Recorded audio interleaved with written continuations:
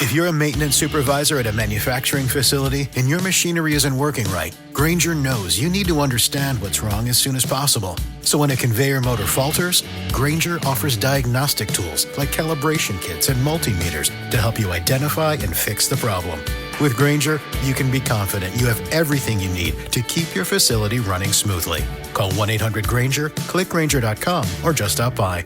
Grainger, for the ones who get it done. Welcome to the 19th Hole Golf Show. I'm Ryan Ballengee. Great to have you here with us today. Our guest is five-time World Long Drive champion Phillis Meti. She's getting ready for the World Long Drive Championship, which is September 25th through the 27th out in LaSalle, Colorado at the Bigfoot Turf Farm. Phillis, first, thanks for being with us. I was looking at the World Long Drive schedule kind of leading into our conversation, and it looks like you got a little preview of the venue. Can you kind of, in an event just a couple of weeks ago, can you give us an idea of what people will be seeing at Bigfoot Turf Farm in just a few weeks' time? Yeah, good morning. Thanks for having me.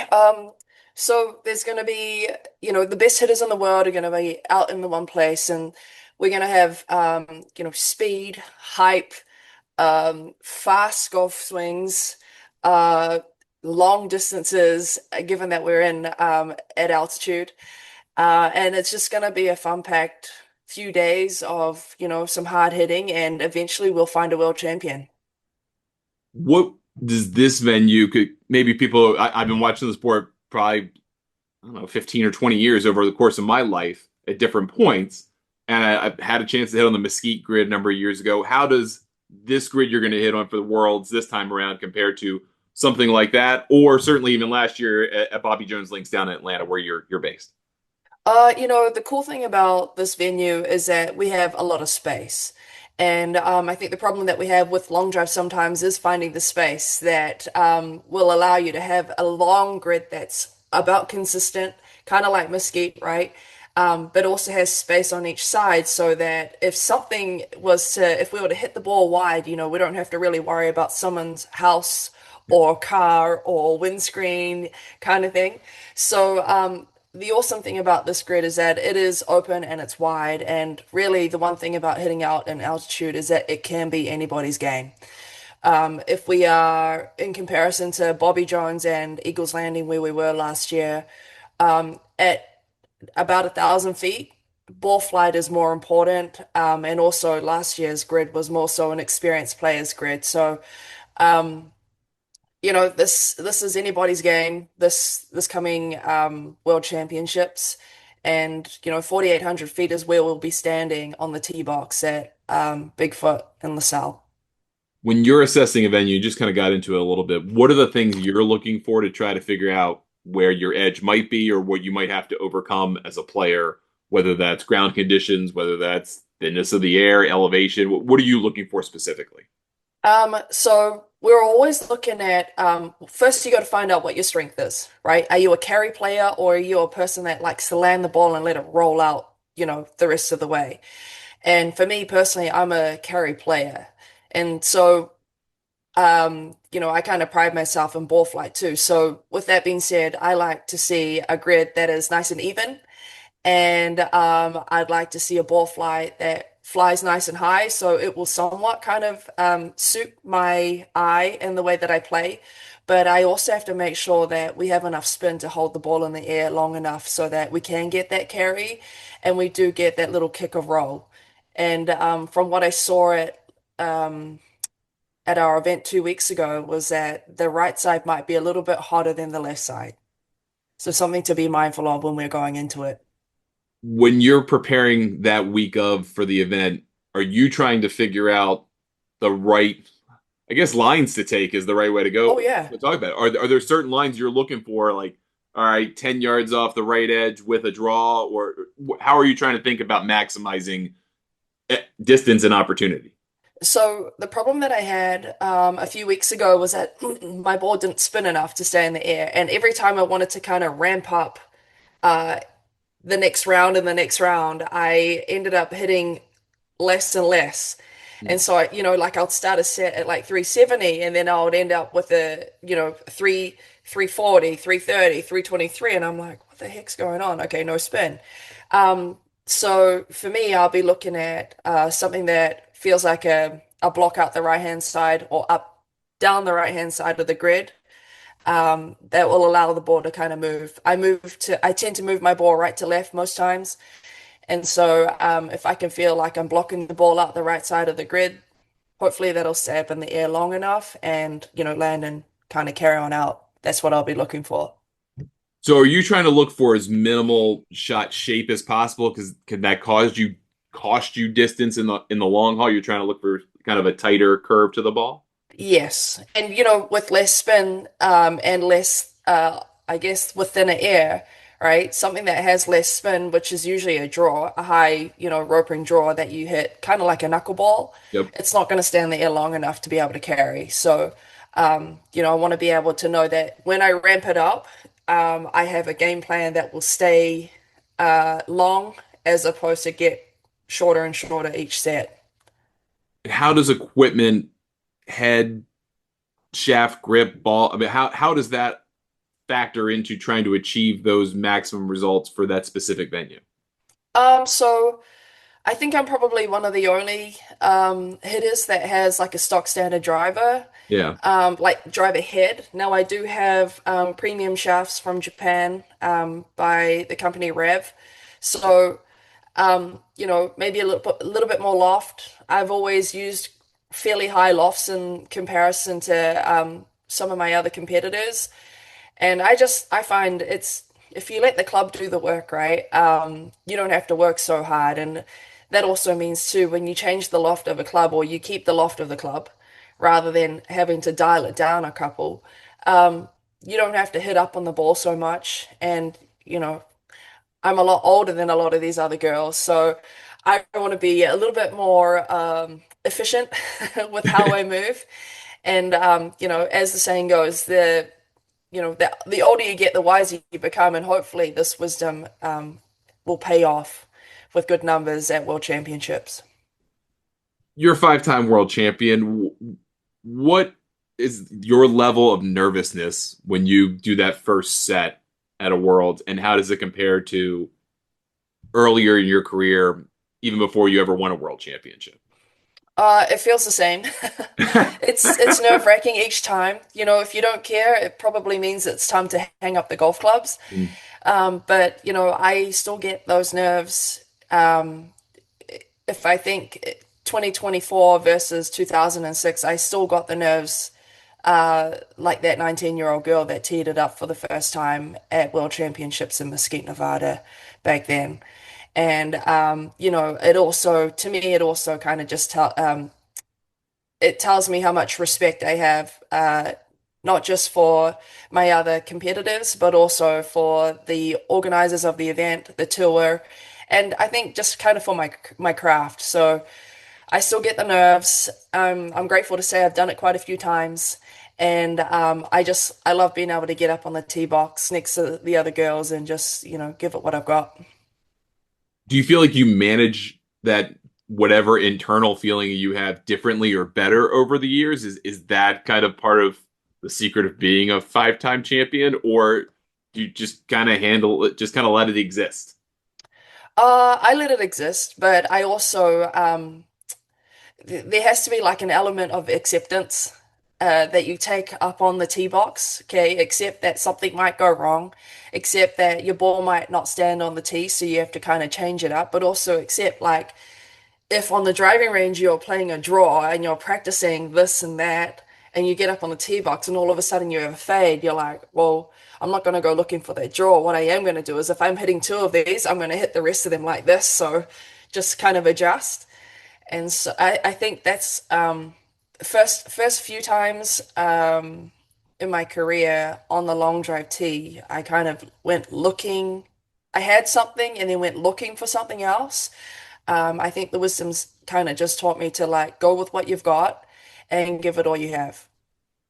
All right, so let's just assess the competition that you're going to be facing in just a few weeks' time. Number two in the world right now. Can you kind of give people who may not be familiar with the sport the lay of the land of who you see as the biggest competition for this title, other than yourself, of course? You know what? Some of the girls have been hitting the ball really well this season. I haven't I didn't compete. We had three events leading up to World Championships. I missed the one in the middle. But you've got your Monica Living, who's the local legend in the area. She's new, but she's won quite a few tour events. Kelly Rodney, who's kind of like a vet like me, but she's still new to the sport. She's swinging it like hell at the moment, which is awesome. She's always a contender to look out for. But I believe that we'll be missing one of our long hitters, Mai Disha Tipa, who is like such an athlete, swings the club so quick. Um, but she's going to be back home in Thailand at an interview for a new visa, which will allow her to be in the United States longer. So her long drive career isn't short. It's going to be a nice long one. She's nice and strong, and she's a great athlete. I look forward to seeing her in the future, like kind of take over. And I'd like that to happen. But we also have quite a few girls from Europe and in Florida that always sit in the top eight and are just waiting for their turn to get to the top four. Cassandra Meyer, she's always a great competitor. Um, who would I look out for? I think Monica's on her way. If she can hit the grid and she can find a ball flight that suits her, I think she'll have a good chance. If you're trying to kind of figure out a type archetypes of different long drivers, are there kind of players that kind of fit in different categories of, all right, they hit the grid a lot, and so they can might kill you with consistency. They might hit 4 out of 6 in the grid kind of thing, versus someone who can just go nuclear and they just need one good swing to beat you. How are kind of the different types of players you're going to face? What does that look like? You have players like Anna Drehos who will like who will hit 6 out of 6, right? Okay. And she sits kind of like on the high end of the middle of the pack. Mhm. And so, you have a bad set against Anna, she's not going to miss the grid. You've lost a match. And then you have someone like Cassandra who will put out a ball here and there, and you're like, whoa, where did that come from? And I think sometimes because she's still on her speed journey, she surprises herself too. Um, but I think, earlier this year, I lost to Monica in the semi-final in Mesquite. I got six balled by her, and I lost to a great number on that grid. And so, I think she missed the grid. She missed the grid five out of five, and she was going with her last golf ball, and she 350'd me. So, you know what? Monica's that person. I'm probably that person too that may have like a rogue set in in the competition that could potentially hit a six ball and beat everybody else on the tee box. Um, yeah, I think the one to look out for though, in terms of like killing you with consistency, would be Anna and Cassandra. What do you look for more in a world championship situation where maybe the nerves are ratcheted up? I mean, it's obviously a big deal to everybody competing. Is consistency something you want to look for in kind of the early rounds just to make sure you survive in advance, and then you kind of pick up the pace as you go, or how do you kind of progress your way through the tournament? You're always looking for good contact. Well, I am. I'm always looking for good contact. I know that there are a lot of other players that look for speed, and the guys are always looking for speed. Like, if I can get this 160 swing, down the grid, it's going to be long. Uh, the women are a little bit more economical, so they want to get the ball like in the grid, and then they can go nuts, right? So, for me personally, I'm looking for ball contact, really good ball contact that's reliable. Then I could go, okay, this is what I have. This is what I need to put it down. Let's go. And if we always have a plan of or a strategy of how you hit your six golf balls. And to me, if I'm hitting my first two or three, and I would like to say two in the grid, then I can kind of relax and then move into my rhythm. But I'm always looking for good contact first. I'm not really worried about ball flight as such until I know that I've got good contact, and then we let it loose from there. Is that kind of how most competitors pace their set of six? Hey, let's get a couple in and then we can go nuts? Or are there people who are just To the wall, all 6 balls.